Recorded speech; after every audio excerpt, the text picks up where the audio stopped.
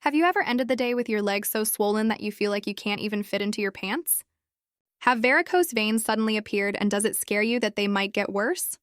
Today, I'm going to tell you everything that nobody explains about poor circulation in the legs. And not just how to recognize it, but how to fight it, why it happens, and when it can be very serious. Stay tuned, because you're going to discover 3 simple exercises to activate your body, the tips I personally use to reduce swelling after long days, and how to spot warning symptoms that should make you go see a doctor. But before we go on, did you know that poor circulation sometimes shows up as tiredness, sometimes as swelling, and sometimes you don't notice it until there's already a serious problem? Let's get straight to the point. And I promise that by the end of this video, you'll not only understand your own body, but also know how to protect it. That's how our talk begins. Everything about poor blood circulation in your legs, explained clearly and simply. First, really quick, why do legs swell? Why do varicose veins appear? Or why do they feel heavy? Many people think it's just genetics or from standing too long, but the truth is much more fascinating and more worrying than you might think. Your body hides 2 fundamental pumps. The first you already know, the heart. But the second no one tells you about, the muscle pump. Why should you care about this pump? Because without it, blood doesn't have enough strength to return from your feet back to your heart. And that's where all the problems start. The issue is simple. Blood flows easily down through the arteries, but then, because of gravity, it has a hard time coming back up. And especially in the legs, the veins are very thin. To help push blood back to the heart, your body needs the extra push from your muscles. And if you don't activate them, blockages, swelling, varicose veins, the sensation of tired legs, and, in the worst cases, clots that can be extremely dangerous. That's where the secret lies, learning to activate the muscle pump in your legs every day, even if you don't have time to walk down to the corner store. And that's what I'm going to teach you now. But so you understand even better, how do you know if your problem is just circulation? And when could it be something more serious?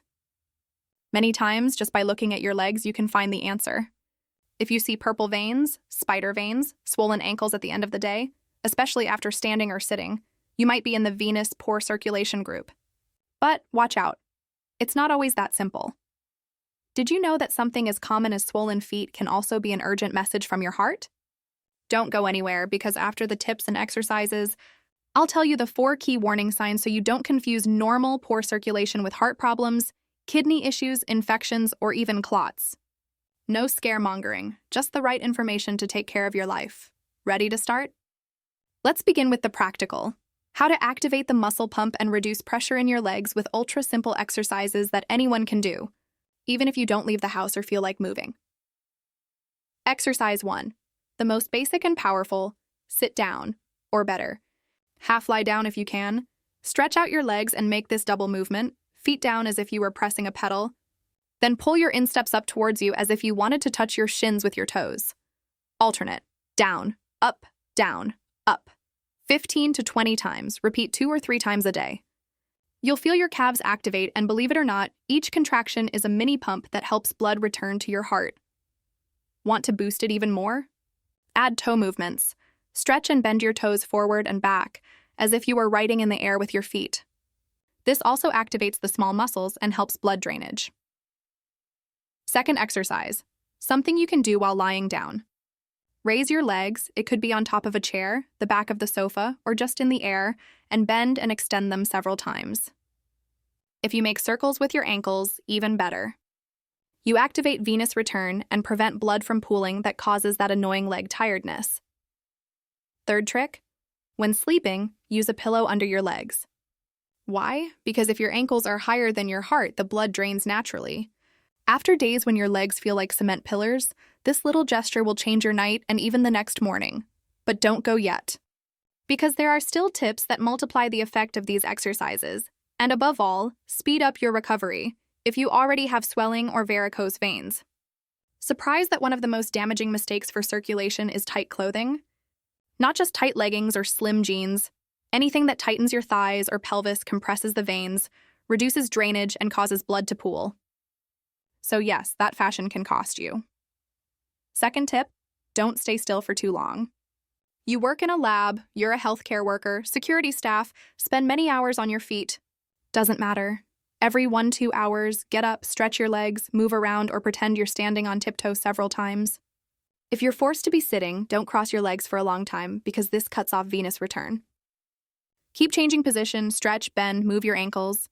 Easy, quick, no excuses. Another tip: if you know you'll be on a long trip, prepare. Planes, buses, cars. Every 2 hours, get up and walk even just to the bathroom. If you can't move, then flex and stretch your legs right there in the seat. These details can spare you a lot of discomfort and even reduce your risk of clots. Crucial tip: excess weight. It might sound boring, but the heavier your abdomen, the more it compresses the veins in your pelvis. Just by shedding a few kilos, you'll notice a difference in swelling and tiredness in your legs. And my favorite, smoking.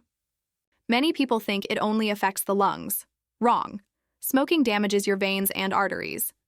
Smoking even a single cigarette a day increases your risk of vascular disease, clots, ulcers, and skin lesions that sometimes never heal. If you care about your circulation, quitting smoking is almost a must. No exaggeration. You already have the exercises, the tips, and a key fact: circulation in the legs can be reversed, or at least greatly improved, if every day you remember the muscle pump. But what happens if you've tried all this and the swelling persists, appears suddenly, or is accompanied by other symptoms? Here's the part that could literally save your life. Let's go with the warning signs, the ones you should never ignore, because they can signal much more serious problems that have nothing to do with a few varicose veins. First warning sign: both your legs swell, and also you notice that after just walking 100 or 150 meters, you're out of breath. Need to stop to catch your breath or even feel chest pain. Sometimes when you lie down, you start to cough or need to find a window to breathe easier. If you even need to sleep half sitting because lying down you feel like you're suffocating, it could be a serious heart problem, heart failure. The heart loses strength, blood pools, progressive swelling, and difficulty breathing appear. In this case, no exercise or tip will help. You must see a cardiologist urgently. Second warning sign: swelling appears suddenly. You can't explain it. You swell not just in your legs, but also in your face, eyelids, and you notice you urinate less or the color of your urine changes, possibly with high blood pressure. Warning sign for kidney disease: it could be your kidneys having trouble filtering fluid that accumulates, and this requires quick attention. Don't ignore it. Third warning sign: swelling only in one leg, especially after a blow, a long trip, or being immobile for a long time. If that leg hurts when touched, feels harder, warmer, or the skin is red, pay close attention. You could be facing a deep vein thrombosis, that is, a blood clot in a vein. This is no joke. That clot can break loose and travel to your lungs, causing a very serious problem called pulmonary embolism. If you have risk factors such as taking birth control, history of cancer, or long plane trips, and this kind of swelling appears, consult without delay. Fourth warning sign: one leg swollen, skin reddish, warm, painful, sometimes with fever. This could be a local infection, like cellulitis or erysipelas, which requires antibiotics. If left untreated, the infection can worsen and complicate all circulation. And one last thing: if you have varicose veins and one of them starts to itch a lot, burn, or an ulcer appears that doesn't heal, this can ulcerate. Varicose ulcers are hard to heal and need specific medical treatment. Better to see a doctor before the ulcer gets bigger. Do you realize how many signals your body can give you before the problem becomes serious? Now that you know them, you'll not only know when exercise is enough, but also when to ask for help. Let's go back a moment, because the most well-known problem, varicose veins, still hides questions many people have. Is it just a cosmetic thing? The answer is no.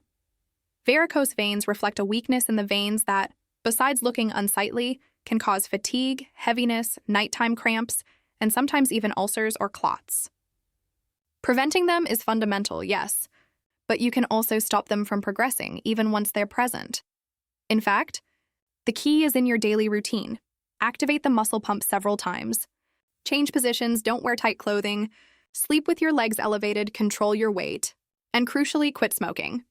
Beyond appearance, it's about your health and daily comfort.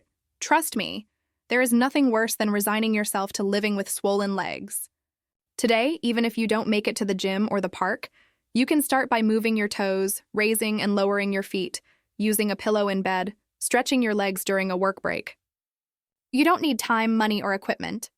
Just your decision, your body, and these secrets you've just learned. And remember, Every bit helps.